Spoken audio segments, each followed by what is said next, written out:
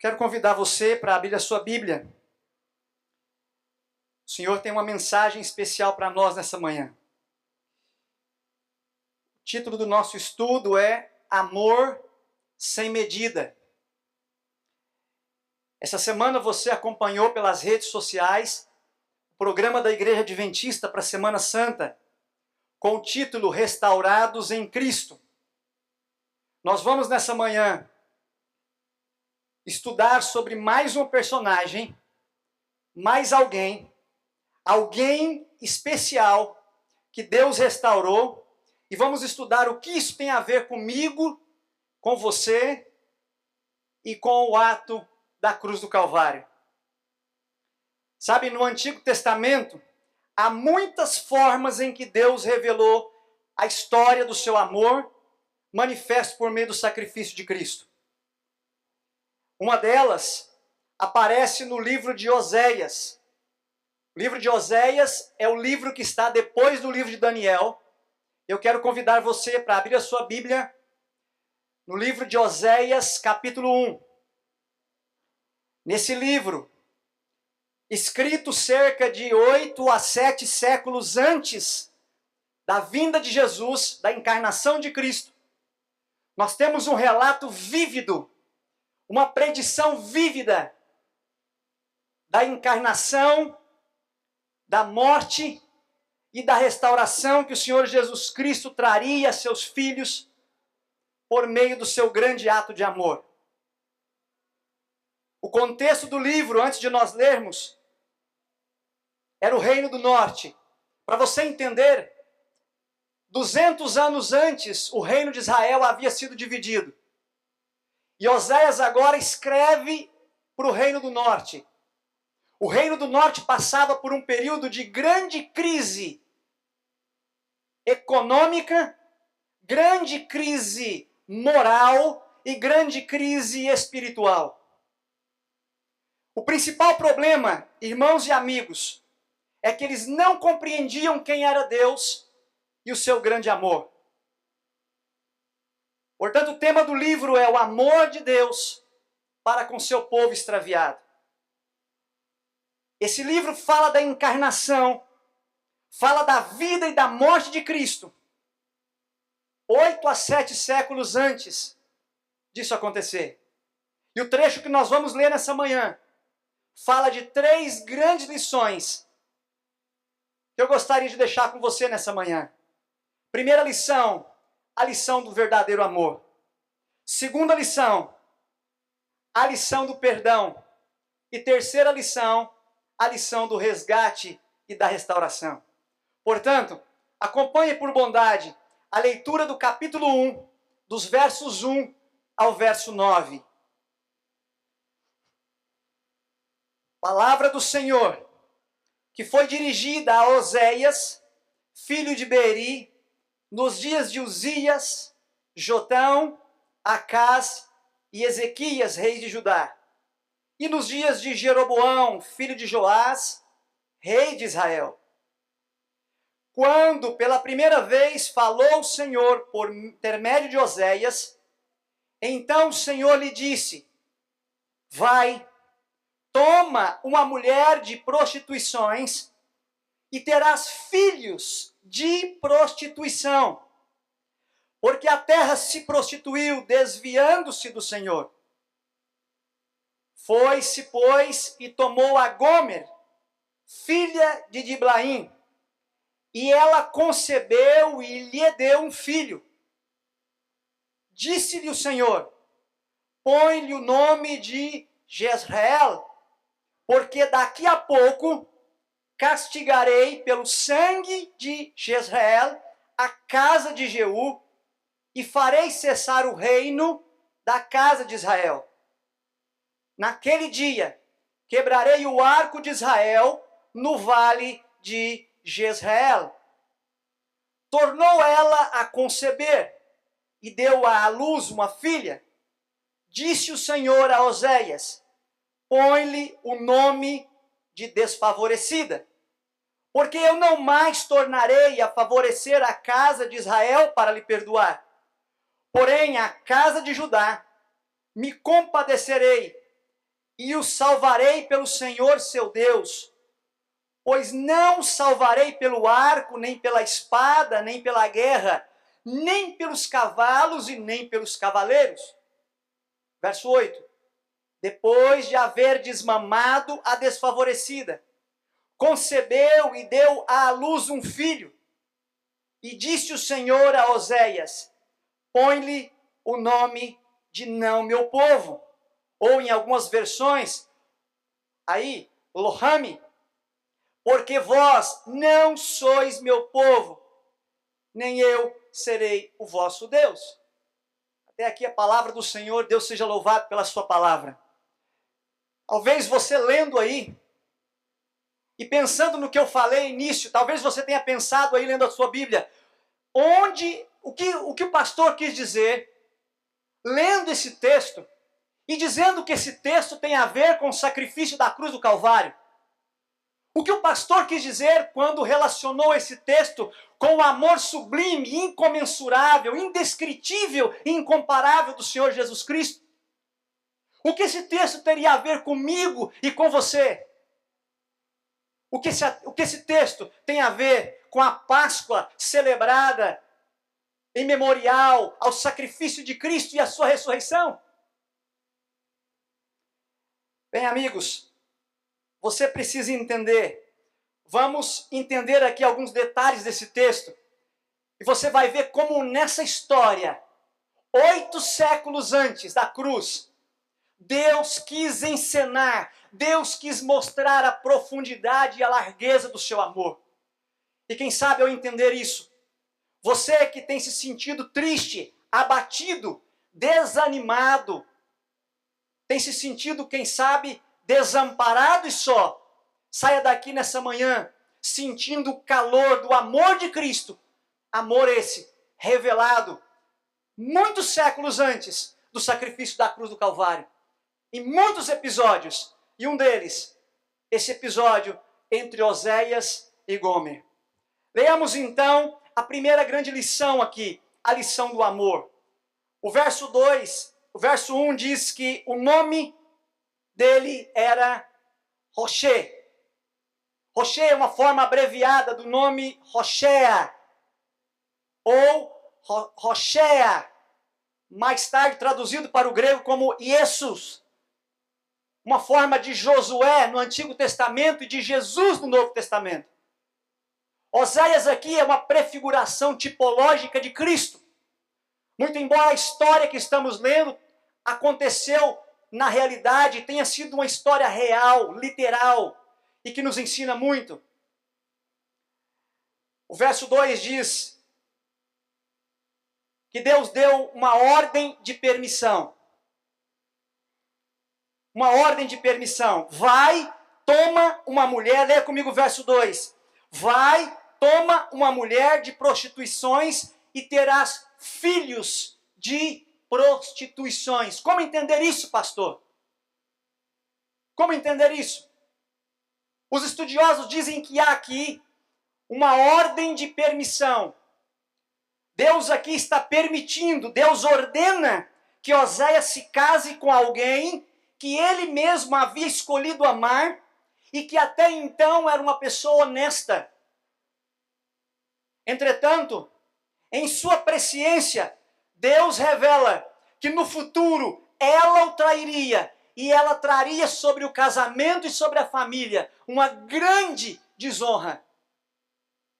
Ela se prostituiria. E eu fico imaginando quando Deus diz isso para Oséias. Oséias teria todos os motivos do mundo para não se casar com essa mulher. Porque ali estava o soberano do universo que tudo sabe por antecipação, dizendo para ele que embora ela fosse honesta, um dia ela se tornaria prostituta. E quando eles tivessem filhos, os filhos seriam reconhecidos na cidade, seriam apelidados na cidade como sendo filhos de quê? De prostituição. Eu fico imaginando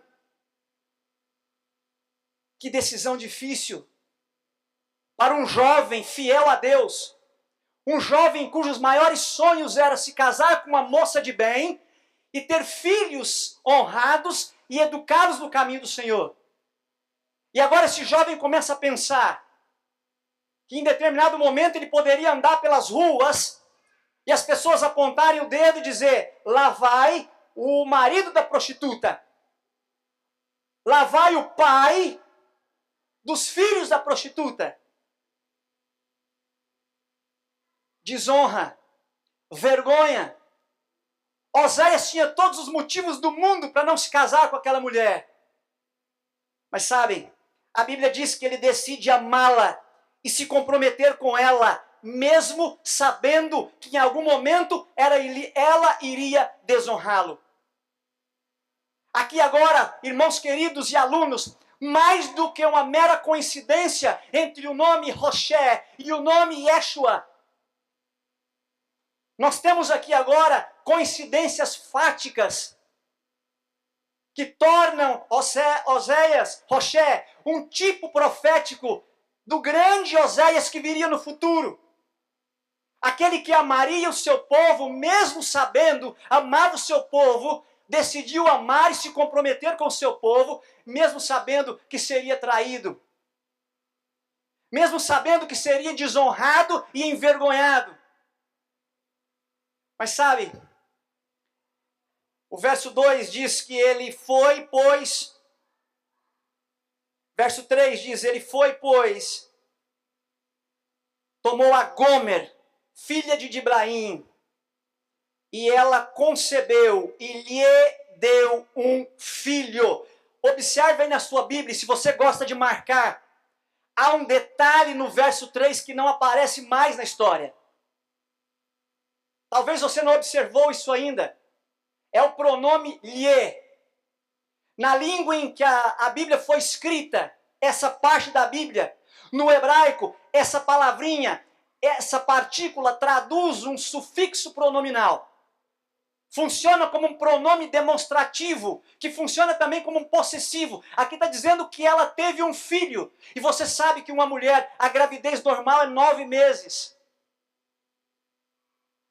Ou seja, entre o momento do casamento e até o momento em que nasce esse menino, nós temos aí de 9 a 12 meses, um ano. Um ano desse casamento. E aparentemente as coisas começaram a se complicar. Imagine um casamento em que no primeiro ano a crise se instala.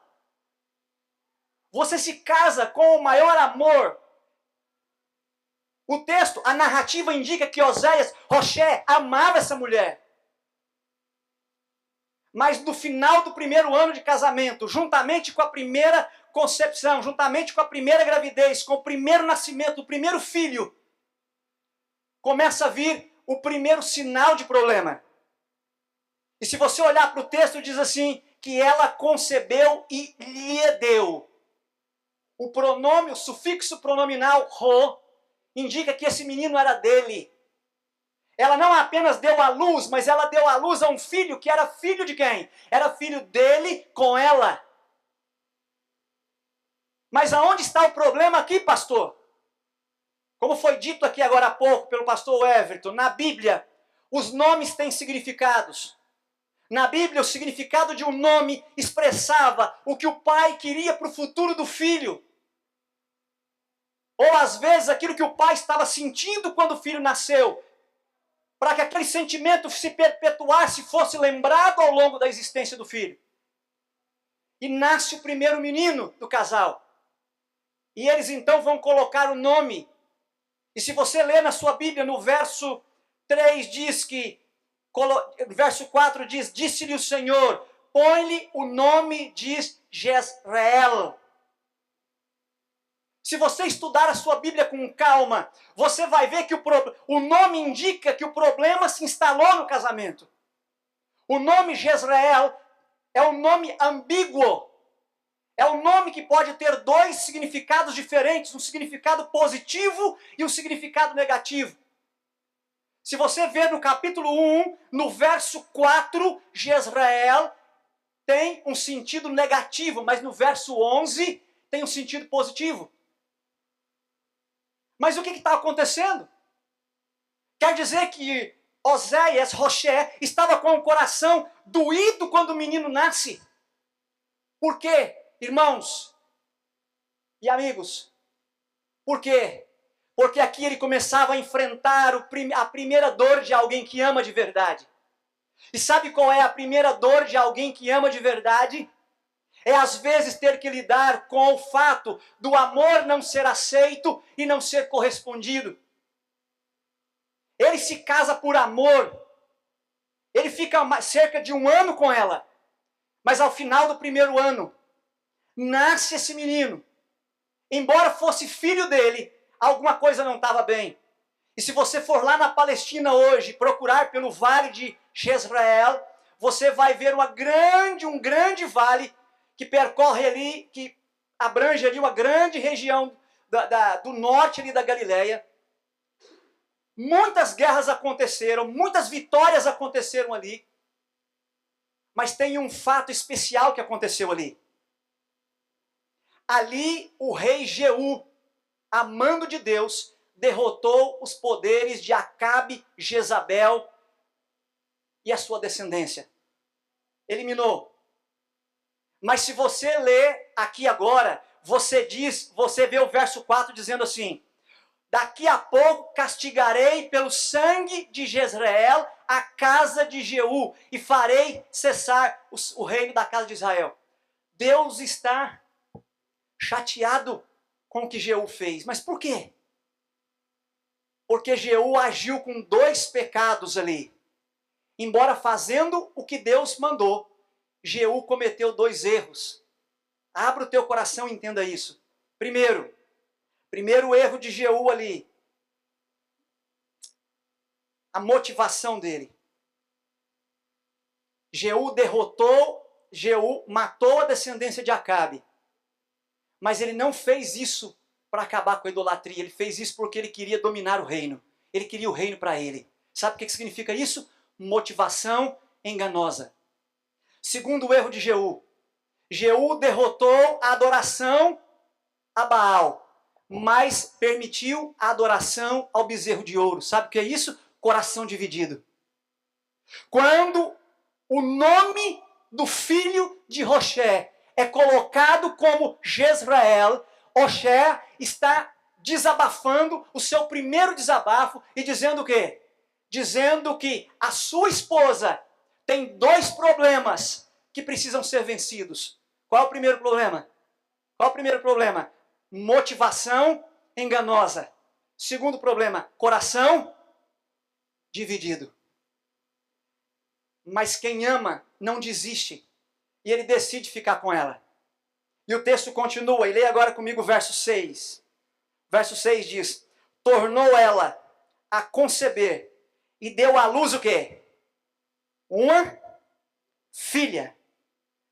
Procure aí no verso 6 da sua Bíblia, aquela partícula que eu falei para você que está lá no verso 3.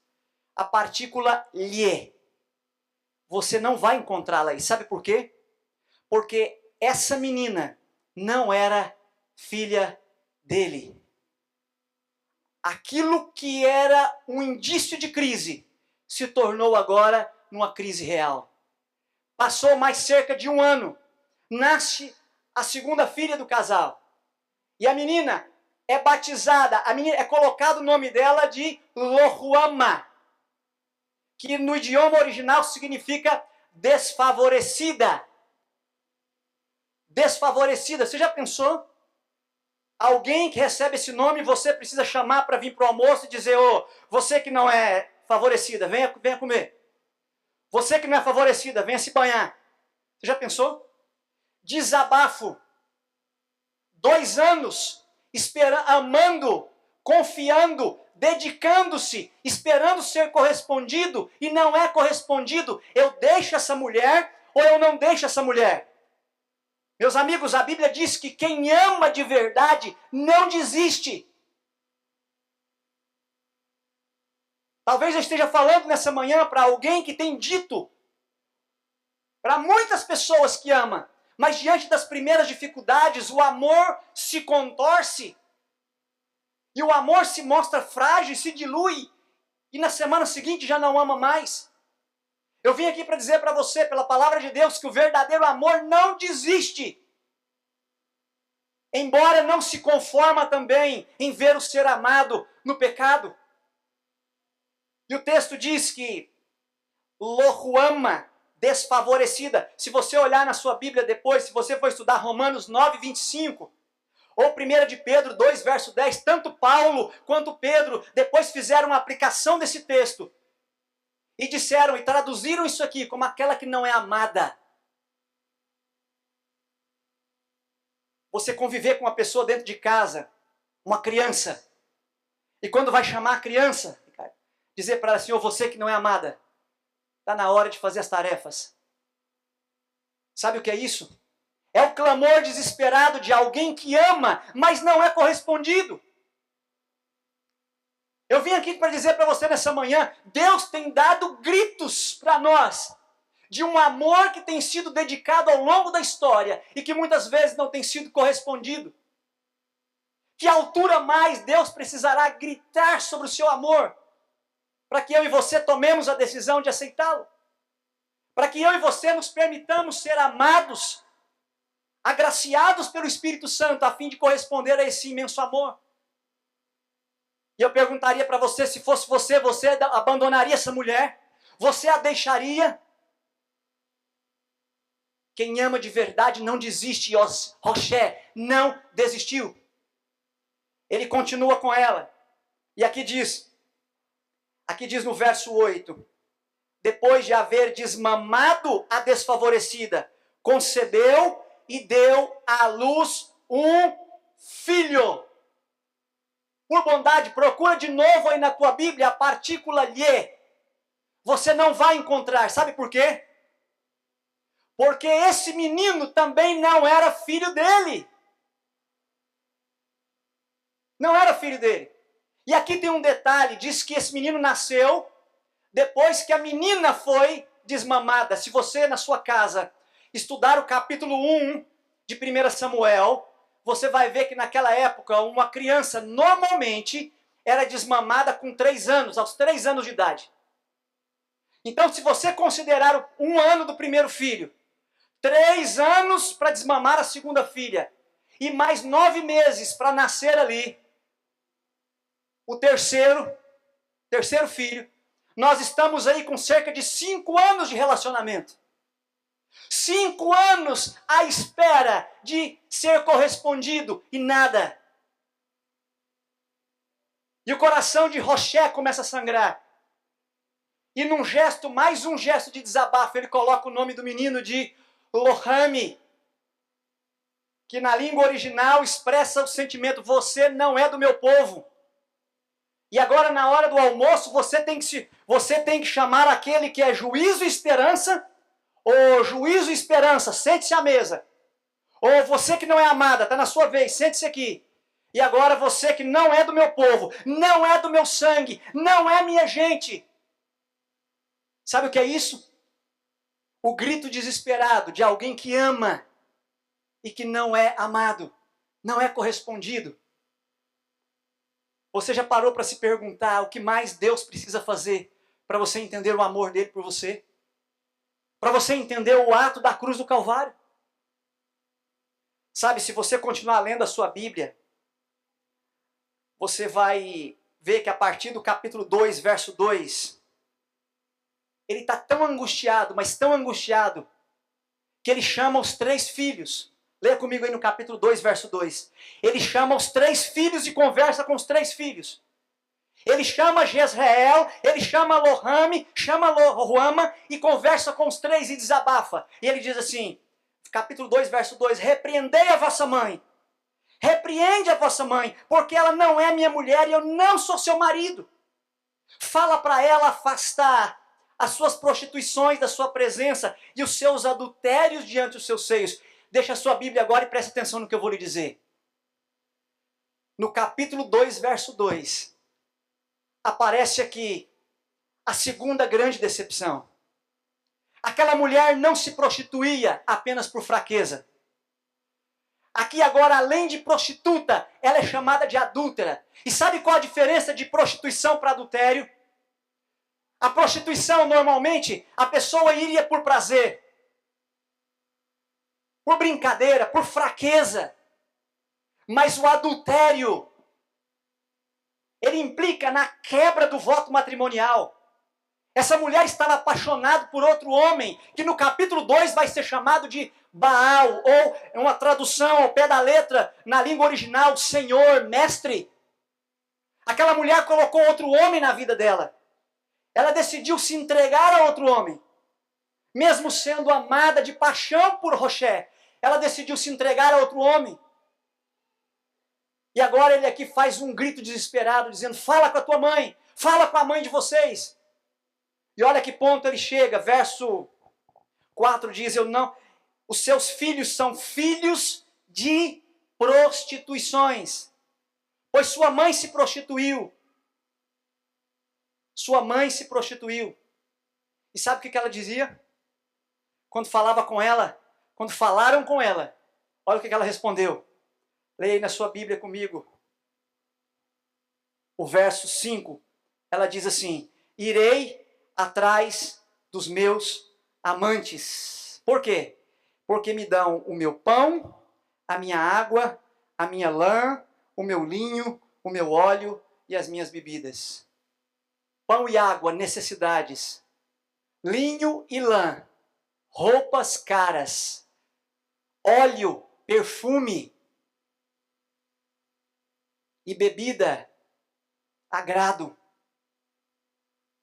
Quem dava essas coisas para ela era Roché. Roché a sustentava e dava para ela mais do que ela precisava. Isso aparece lá no verso 12. Aparece no verso 8. Verso 8 diz, ela não soube que eu é quem lhe dei o trigo, o vinho, o óleo. Eu multipliquei a prata e o ouro que eles usaram para Baal. Quem dava para ela o que ela queria e o que ela precisava era Roché. Mas sabe o que ela fazia? Uma pessoa ingrata, uma pessoa que não recebe amor, que não sabe receber amor, ela não sabe reconhecer o que ganha. E ela dizia que quem dava isso para ela eram os amantes. E sabe o que acontece? Ela sai de casa, o texto indica que ela sai de casa e ela vai para o prostíbulo. E o capítulo 2, verso 14. Capítulo 2, verso 14. Diz que Roché toma a iniciativa e vai buscá-la. Lê comigo o verso 14. Portanto, eis que eu a trairei, a levarei para o deserto, lhe falarei ao coração, lhe darei dali as suas vinhas e o vale de Acor por porta de esperança. Ele tinha esperança ainda de que ela deixasse aquela vida e de que ela aceitasse o amor que ele tinha para oferecer. Ele faz duas promessas. Ele transformaria o deserto em vinhas. Transformaria o vale de Acor, que era um lugar de muitos problemas, na divisa ali da região entre a Samaria e a Galileia, ele transformaria em esperança. Ou seja, há um grito de desespero aqui dizendo, se você aceitar a reconciliação, eu vou fazer tudo para reconstruir a sua vida. Vou fazer tudo para reconstruir a sua vida. E se você analisar aí a sua Bíblia, Roché diz que ele vai reconstruir. Capítulo 2, verso 15 em diante. Ele vai restaurar a vida. Verso 16, vai restaurar a relação conjugal. Verso 17, vai restaurar os gostos e as preferências, o que ela pensa e o que ela fala. Verso 18, vai restaurar a segurança dela no hoje. Verso 19, vai restaurar a honra dela para o futuro. Verso 20, vai restaurar a fidelidade dela. E versos 22 e 23, vai restaurar a família dela. Que promessa! Que promessa!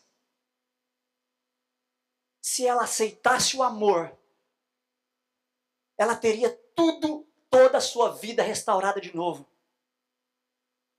Sabe, eu às vezes fico pensando que eu posso estar pregando nessa manhã para pessoas que vieram para esse internato com a vida destruída. Vieram para cá como sendo a última tentativa de encontrar um sentido para a vida. Pessoas que um dia andaram por caminhos que não deviam ter andado, que viram os seus sonhos escapando por entre os dedos, ficaram desonrados diante da igreja, diante da família, e chegaram aqui como única e última esperança de reconstruir o futuro. Eu vim aqui para dizer para você nessa manhã, que se você aceitar o amor de Yeshua, se você aceitar o amor de Cristo, tipificado na postura de Oséias, na promessa de Oséias, de Roché, para Gomer, Jesus Cristo pode reconstruir a sua vida, os seus sonhos e os seus caminhos. Está fraco, eu acho que você não entendeu o que eu disse. Se você aceitar o amor de Yeshua, ele pode reconstruir a sua vida, os seus caminhos e os seus sonhos. O texto diz que ele fez um voto de lealdade. Eu fico imaginando, o camarada sai da casa dele, vai lá na porta do prostíbulo, manda chamar a pessoa que ele ama. A mulher com quem ele teve 3 filhos, mas 2 não são dele. Ele passa na rua e as pessoas fazem chacota da cara dele. Ninguém apoia o que ele está fazendo. Ninguém em são juízo apoia um homem continuar amando alguém que não lhe retribui. E pior, que faz questão de desonrá-lo publicamente. Aquela mulher dizia publicamente que o que ela tinha, a felicidade que ela tinha, a alegria que ela tinha, os amantes davam. Mas ele sai, ele vai lá onde ela está e oferece a reconciliação. E olha que promessa ele faz para ela, capítulo 2, verso 19. Capítulo 2, verso 19. Desposar-te-ei comigo para sempre. Desposar-te-ei comigo em justiça, em juízo, em benignidade, em misericórdias. Verso 20. Desposar-te-ei comigo em fidelidade. E você vai o quê? Conhecer o Senhor. Eu vim para te tirar daqui, desse Egito. No capítulo 11, a situação de Gomer vai ser chamada de Egito. Lá de onde Deus tirou o seu povo. Lá de onde Deus te tirou um dia. Eu vim aqui para te tirar daqui. Eu fico imaginando aquela mulher olhando para Roché e dizendo, como esse homem vem de novo? Como é que ele pode ainda ter paciência comigo? Como é que ele pode ainda me amar depois disso tudo? 2 filhos que não são dele.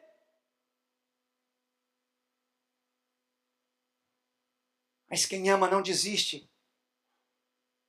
Enquanto o Espírito Santo estiver trabalhando, Cristo não vai desistir de você, amém? Você precisa sair daqui entendendo isso. Talvez você fique se perguntando às vezes para Deus, o que eu faço com o meu passado? A pregação pode ser bonita, mas o senhor não sabe, pastor, qual é o meu passado. O senhor não sabe com quem o senhor está falando, mas Deus sabe. Foi Deus que mandou Roché ir lá naquele prostíbulo, tirar Gomer de lá. E oferecer para ela de novo honra. Oferecer restauração. Oferecer perdão. E aí começa um problema. O texto indica, nas entrelinhas do texto, que quando ela voltou para o prostíbulo, ela se torna escrava. O texto não diz, Oséias não diz que ela se tornou escrava. Por que ela se tornou escrava? Talvez ela tenha se prostituído para comprar. Aí no verso 13 diz que ela queimou incenso aos deuses. Ela se adornou com joias. Ela andou atrás dos amantes. Ela esqueceu de Roché. Talvez para fazer de conta que estava bem, ela pegou dinheiro.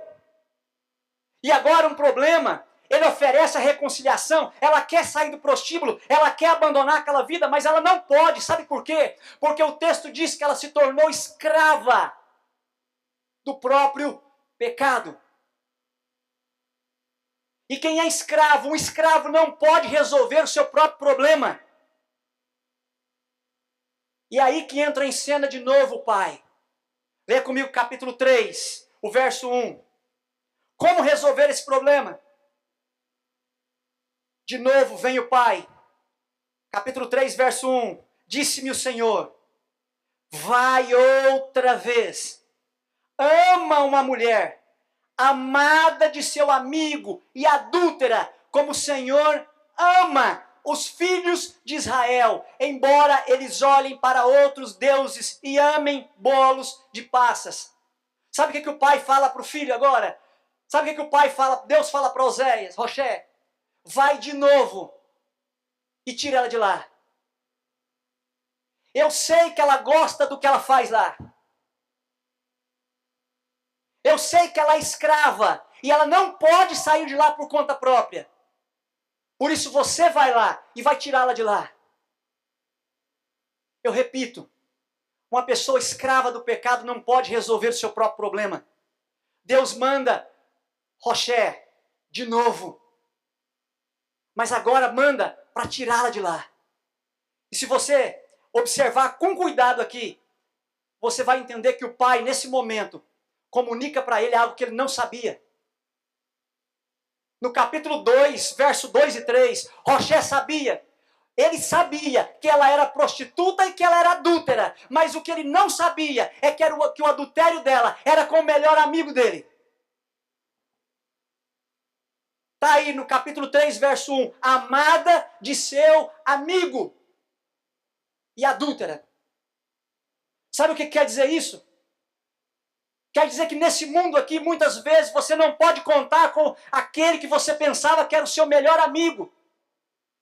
Humanamente falando, às vezes você vai se sentir sozinho, mas eu vim aqui para lhe dizer pela palavra de Deus que assim como Roché não deixou Gomer sozinha, e assim como o Pai, o Senhor, Yahweh, não deixou Roché sozinho, Deus não lhe deixará sozinho jamais. Na hora mais difícil, quando Roché não podia contar com ninguém, o Senhor aparece para ele e diz: vai. Mas eu não sei se você está entendendo o problema aqui. Ela é escrava. E o escravo custa dinheiro. Leia comigo o verso 2. Verso 2. Comprei-a por 15 peças de prata e 1,5 de cevada.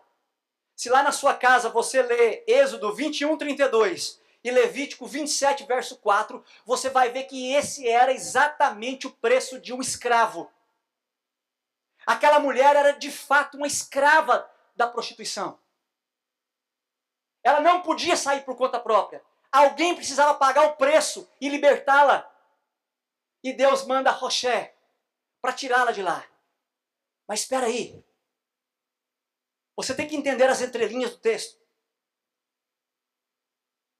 Da onde sai esse dinheiro? Da onde sai o preço do resgate? Sabe da onde sai? Sabe da onde sai? Olha aqui para mim. Sabe da onde sai? Daqui, ó. Aonde está isso, pastor? Leia comigo capítulo 3, verso 5. Diz assim: depois tornarão os filhos de Israel, buscarão ao Senhor seu Deus e a Davi, o seu rei, e nos últimos dias se aproximarão do Senhor e da sua bondade. Você já parou para perguntar o que Davi está fazendo aqui? Esse texto foi escrito cerca de 2 séculos e meio, 2 séculos e meio a 3 séculos depois de Davi. Davi estava no passado, mas o texto coloca Davi no futuro. Sabe por quê? Porque está falando do Davi messiânico. Está falando da raiz de Jessé. Está falando de Jesus Cristo. Está falando daquele que viria e com o seu sangue tiraria eu e você dos prostíbulos desse mundo. Sabe por quê? Primeiro, porque quem ama não desiste. Segundo, quem ama perdoa e restaura. Mas terceiro, quem ama não pode conviver com o ser amado no Egito. Não dá. Não dá para ser de Roché e para ser do Egito ao mesmo tempo. Essa é a decisão que você precisa tomar hoje. E aqui eu encontro a declaração de amor mais linda, na minha opinião, de toda a Bíblia. Leia comigo capítulo 3. Ele vai ele vai com resgate. E agora você já sabe da onde que viria o resgate. Ele vai e ele tira ela de lá. E eu fico imaginando Roché chegando no prostíbulo. Aquela mulher vindo ao encontro dele. Para dizer para ele de novo, você aqui de novo. Eu até queria ir com você, mas eu não posso. Eu tenho que me prostituir agora até pagar a minha dívida. Esse é o pecado. Mas Roché vem agora e diz, não. Está aqui o teu resgate. E aqui diz que ele a comprou. E aonde? Com o que ele a comprou? Meu querido, não é só com prata e com ouro, com cevada. Sabe com o que ele a comprou? Com o sangue do Evangelho, com o sangue de Cristo, pregado, ensinado no Evangelho. Ele faz uma declaração de amor linda para ela. Leia comigo, capítulo 3, verso 3. Capítulo 3, verso 3, diz assim, tu esperarás por mim quanto tempo? Muitos dias, porque ela tinha que passar por um período de purificação. Deus te ama sempre, mas Deus não pode te levar para o céu do jeito que você está. Ele não pode me levar para o céu do jeito que eu sou. Deus vai te buscar no prostíbulo quantas vezes for necessário, mas você precisa entender que lá não é o seu lugar. Ele não pode, ele vai te amar, mesmo você estando lá, mas ele não pode te salvar enquanto você estiver lá. Você esperará por mim muitos dias, nunca mais te prostituirás, nem serás de outro homem, porque assim também eu esperarei por ti. Amém? Esse é o amor de Deus. Esse é o amor que vem. Quanta humilhação! Eu não sei se você está entendendo o que eu vim aqui te dizer nessa manhã. Quanta humilhação você acha? Pensa na pessoa que mais te ama nesse mundo. É teu pai? É tua mãe? É teus irmãos, teu namorado, noivo ou esposa? Será que eles suportariam tanta humilhação por você? Será que eles esperariam tanto por você? Será que eles dariam tudo? Arriscariam a própria honra por você? Sabe? Eu vim aqui para dizer para você que há 3 histórias aqui nessa história que eu te contei, que eu li com você. A primeira história é a história de Roché e Gomer. O homem fiel que se casou com aquela que seria prostituta. Mas há aqui 2 outras histórias. A segunda história é a história de Deus com o seu povo. Cristo em busca da igreja, imperfeita, cheia de defeitos, mas é a medida dos seus olhos, amada, e sempre que necessário purificada, advertida, disciplinada, mas é a menina dos seus olhos. Eu vim aqui para te dizer que essas não são as únicas histórias aqui.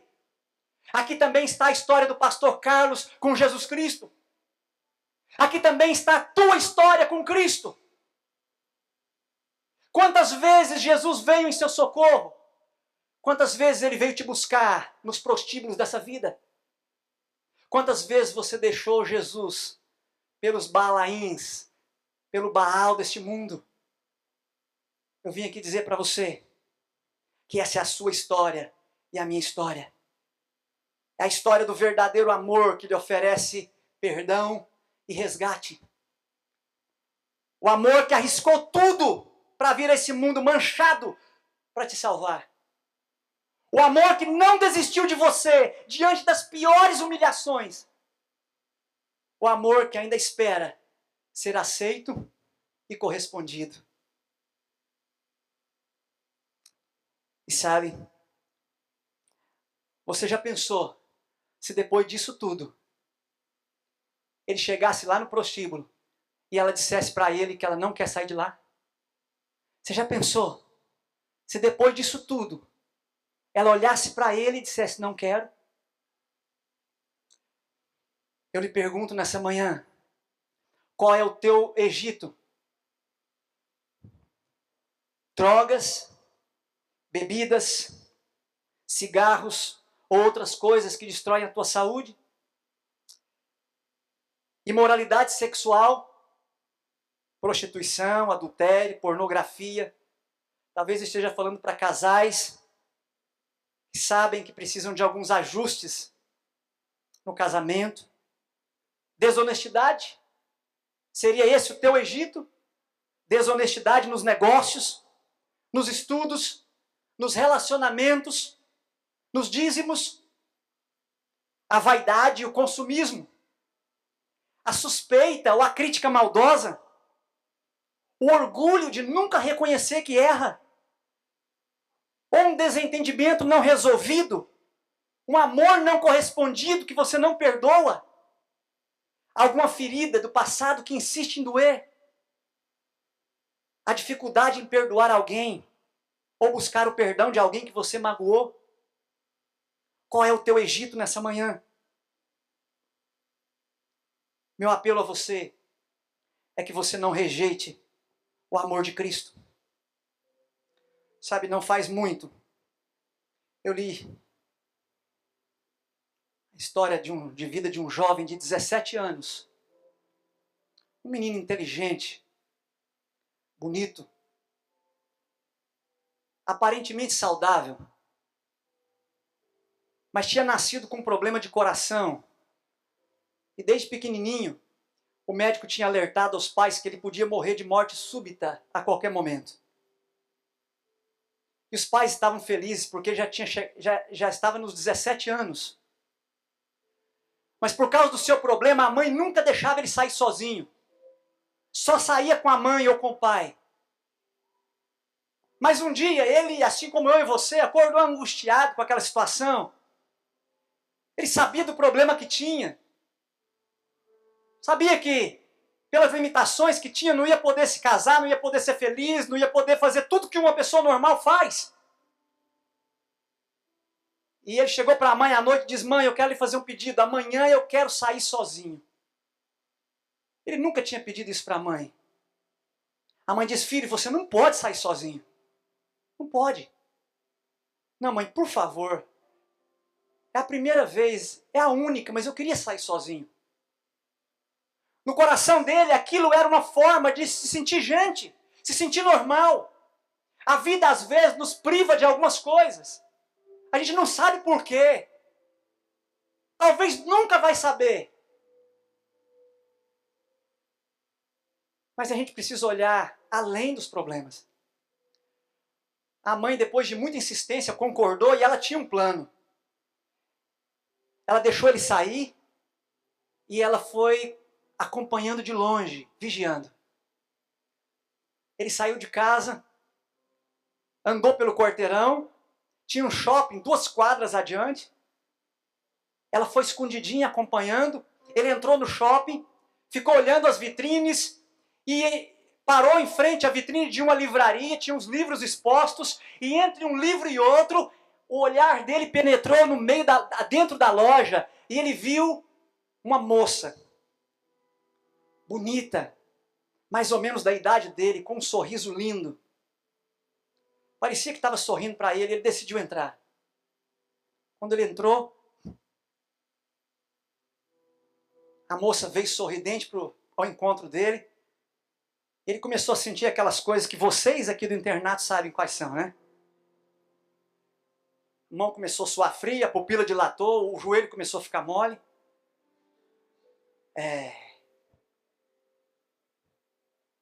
Lendo o que a mãe dele escreveu, ela disse: foi paixão à primeira vista.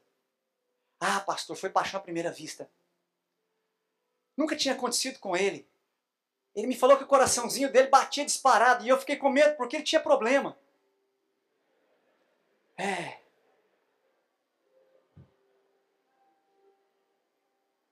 A moça perguntou como podia ajudá-lo.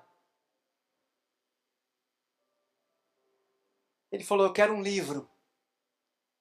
E a moça falou: qual? E ele, olhando para ela, nem viu o livro que pegou. Pegou no livro e disse assim: esse.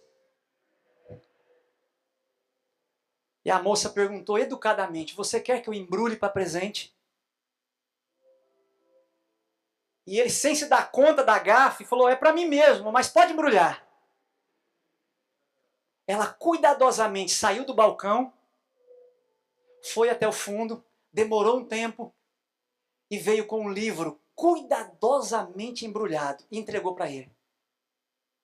Ele foi embora para casa feliz da vida. Chegou em casa, a mãe estranhou e olha, o que é isso? E ele contou e a mãe já percebeu logo, né, o que aconteceu. E ficou ansioso para o dia seguinte. E na tarde seguinte, aonde vai ele? Comprar livro. De novo a moça perguntou se podia ajudar. Ele pegou qualquer livro, pediu que embrulhasse. Queria ficar mais tempo ali. A moça vai de novo para os fundos, demora. Quando volta, volta com um pacote muito bem feito. E entrega a ele. Ele vai para casa, joga o pacote dentro do armário e fica esperando o dia seguinte. E a mãe escreveu na biografia dele que isso se repetiu por 37 tardes.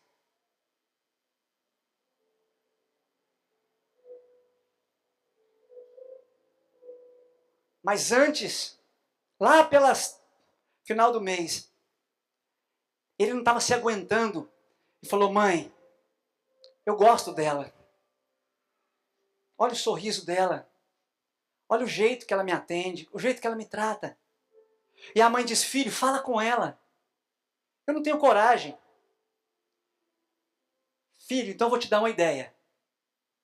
Se você não tem coragem, escreve um bilhete e deixa no balcão para ela.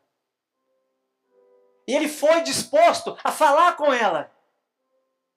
Mas na hora faltou coragem e ele deixou um bilhete com o nome, o telefone e convidando ela para irem sair tomar um sorvete.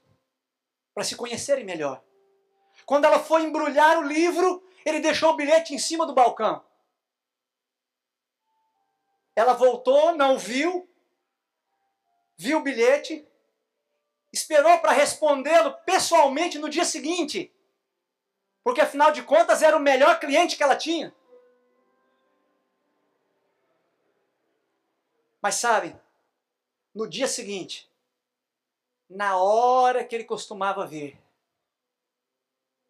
ele não apareceu.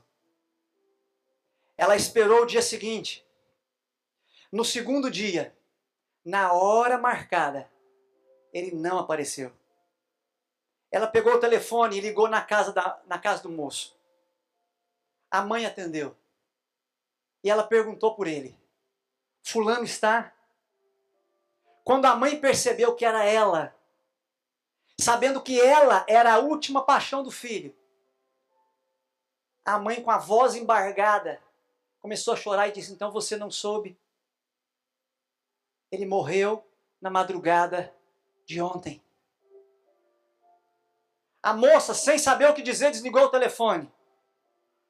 Nesse momento, a mãe se lembrou de que por 37 dias, aquele menino chegou com um livro cuidadosamente embrulhado e levou para o quarto. A mãe vai até o quarto. Quer mexer nas coisas dele. Abre o guarda-roupas. E para surpresa dela, 37 pacotes muito bem feitos. E ela pega o primeiro e desembrulha. E quando ela desembrulha o primeiro, cai um bilhete de dentro dele. E no bilhete a moça dizia assim, você é muito simpático. Eu gostaria de lhe conhecer melhor. Ela abre o segundo livro, o segundo pacote, cai outro bilhete. Cada bilhete com a esperança dela de conhecê-lo melhor. Tinha bilhetes que diziam, eu não entendo. Você não quer me conhecer melhor? Sabe, eu vim aqui dizer para você hoje que aquilo ali, ó, pode ser um pacotinho bem embrulhado na tua vida. Ou pode fazer de fato a diferença na tua vida. Quantas vezes eu e você nos vestimos bem, a gente vem para a igreja, a gente traz a Bíblia, a gente lê, canta, mas a gente volta para casa e o pacote não foi desembrulhado. O amor não foi aceito, o amor não é correspondido. E o Roché da nossa vida continua gritando e clamando que não dá para nos ver morrer no pecado, no Egito. Porque o Egito fere, mata. Sabe, o sangue dele curou Noé da embriaguez, curou Raabe da prostituição, curou Gideão da insegurança, curou Davi da dissimulação e rebeldia, curou Salomão da vaidade e da promiscuidade, curou Manassés da apostasia, curou Jonas da teimosia, curou Tomé da incredulidade, curou Pedro da traição e impulsividade, curou João do ciúme e do nervosismo, curou Madalena da prostituição, curou Zaqueu da desonestidade, curou Paulo da perseguição e do assassinato. A lista é interminável e o seu nome e o meu está lá. A minha pergunta para você nessa manhã: você vai sair daqui mais uma Páscoa? Você vai sair daqui mais uma vez com o pacote embrulhado? Ou você vai deixar que o Espírito Santo coloque esse amor no teu coração e vai pedir a Ele para te dar forças para corresponder a esse amor? Se for esse o seu desejo, coloque-se em pé. E nós vamos escutar uma música especial agora. Enquanto essa música é cantada, faça o teu plano com Cristo. Que essa seja uma Páscoa diferente na tua vida. Que você de fato deixe que o Espírito Santo te transforme com esse amor. Abrace a cruz. A cruz que permitiu que Roché fosse atrás de Gomer e não desistisse dela. É a mesma cruz que permite que hoje o Espírito Santo não desista de nós e venha ao nosso encontro. Aceite esse sacrifício. Foi por você e foi por mim também.